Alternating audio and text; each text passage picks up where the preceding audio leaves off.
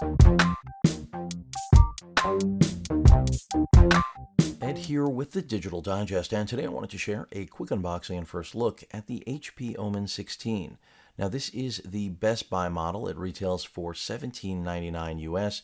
It sports an Intel Core i7 11800H CPU, 16 gigs of RAM, an NVIDIA RTX 3070 with a total TGP of roughly 130 watts. I'll confirm that through the course of my review. It is labeled as a Max Q, so we're going to see.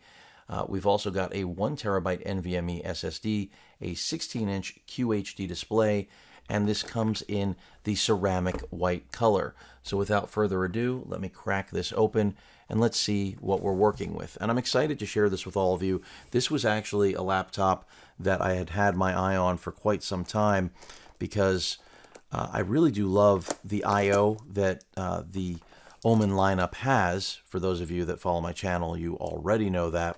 So it was really just a matter of getting this into my possession. And even though I do have a relationship with HP, this frankly wasn't something available. And so when I saw Best Buy list it, I just started to patiently wait so that I could get my hands on it and share it with all of you. So let's go ahead and open this up. And you know, this, depending on what you're looking for from a machine, I think this is going to be on a lot of people's short lists because the 16-inch QHD IPS panel is in many ways a very, maybe a perfect choice. Of course, I am a big fan of the Lenovo 16x10 1600p displays as well, but the overall form factor and what I anticipate this is going to look like is going to be pretty sharp. So let me go ahead and pull out the laptop. We'll get to that in a moment. Let's take a look at the power brick. Go ahead and slide that over. And this does have Thunderbolt connectivity because this is an Intel-based machine, for those of you that are wondering.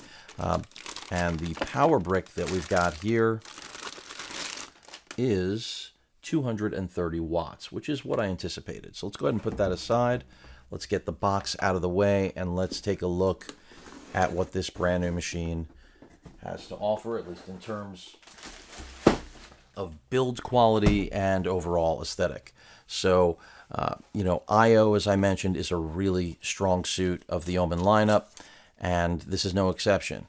Whether you're going with the 15, the 17, or in this case, the 16, it's just a really nice, well-rounded machine. And I can tell you already, the ceramic white looks sharp. I mean, you know, you're not going to collect fingerprints with this, I don't think, based on what I'm seeing, and that's definitely a good thing. And if you do prefer the color white, well, this is a really clean option. Let's take a look around the body of the machine. So we've got two Type A ports right here, right beyond the ventilation. Then as we go to the back of the machine, all ventilation all around. Bottom, same story. And I am really liking this look, I have to say. This is the first you know, ceramic white model that I've seen.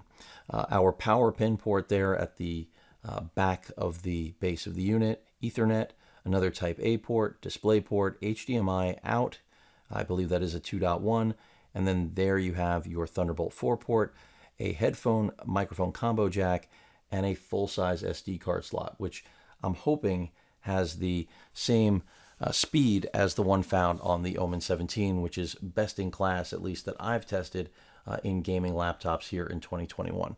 So let's go ahead and open this up. And it seems like things keep getting better because I'm a big fan of the contrast you're getting here with the framing of the actual IPS panel. Again, QHD 300 nits IPS. So I do actually like this two-tone that they've employed, and then of course the black keyboard. I just think it's a sharp looking machine, and so far what I saw online is ringing true here in person. The keyboard, in my opinion, just like on all the Omens that I've reviewed this year, is one of the best in its class, and this is no exception. I'm going to be curious to see how it fares in total. Let's see if it has a charge here. I do not believe we have power delivery, unfortunately, on this machine through the Thunderbolt port. Of course, if I'm incorrect, I will stand to be corrected. I'm going to have to plug this in to actually power up, but no numerical keypad, but you do have still, again, one of the best overall experiences that I think you're going to get.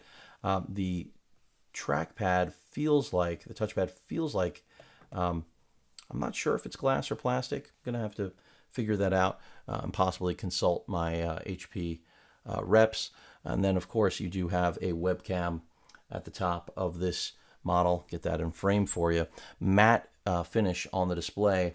And it's a nice looking computer overall. So if this does end up pulling 130 watts on the RTX 3070, then this is going to be one of the better performers in its class, no question about it. So let me plug this in.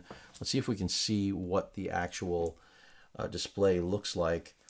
And, I don't know how long this is going to be in stock at Best Buy, frankly, because these machines have been going out of stock frequently because we, are facing supply constraints with the pandemic still. If one person gets sick in one of the factories in China where this is manufactured, it shuts down. It's just a matter of fact here. And these sort of supply constraints are happening all around the world because not everywhere has access like we do to vaccines. And as a result, it means that delays are inherent. And hey, people come first. That's the way the world works, and it should work. So let's plug that in. See if I can get it there into the port. There we go. And bear with me while I actually plug this in, and we'll see what this looks like. There we go. And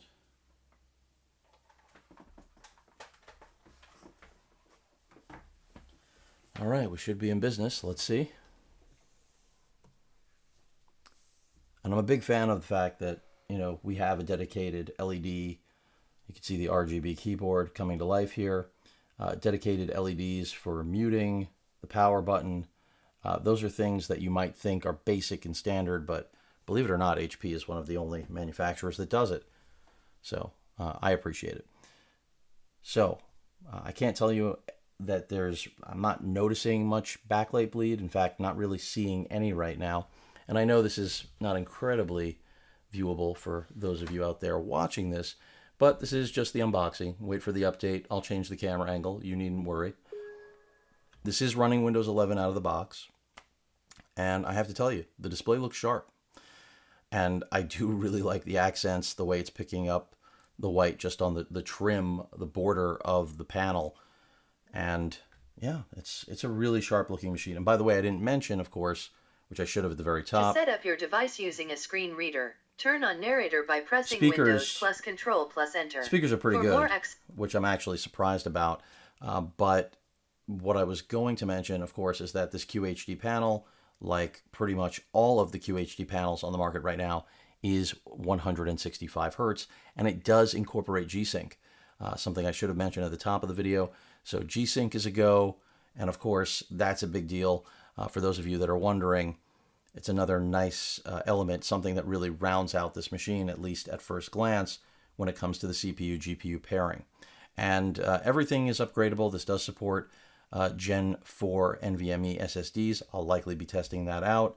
I'll probably see whether or not it can power one of these bad boys, the Sabrent 8 terabyte. This is a Gen 3 drive, but still a challenge for laptops in general to handle this drive. And if it can, well, it's just another thing that makes this brand new Omen 16 even more attractive. But the display looks good. Build quality is excellent. Predominantly metal build here. So I like what I'm seeing. And I really think the styling on this is excellent, which is not something I could always say about machines in general. I do think the Omen line here in 2021 is one of the better looking ones, but the ceramic white, I think, is a bit of a knockout, I have to say. And when you think about what manufacturers like Asus have been charging over this year for machines like my G15 in white in the 3080 build, well, they were charging an insane premium. So really sharp. We're going to see as I get to test this out whether or not the follow through in the hardware is there, but I anticipate that it's going to be. And I, of course, will be comparing this to the Omen 15. I'll be comparing it to the Victus, which, of course, is the budget-friendly line of gaming laptops from HP. I'll also be comparing this to Lenovo's gaming offerings, as well as my own Asus G15, which this may end up replacing. We'll see how well it does. I'm still searching for that unicorn that will knock the G15 off the block. Any questions or comments, please feel free to post them. Hit that like button. And as usual, please feel free to subscribe, and please stay safe. Later.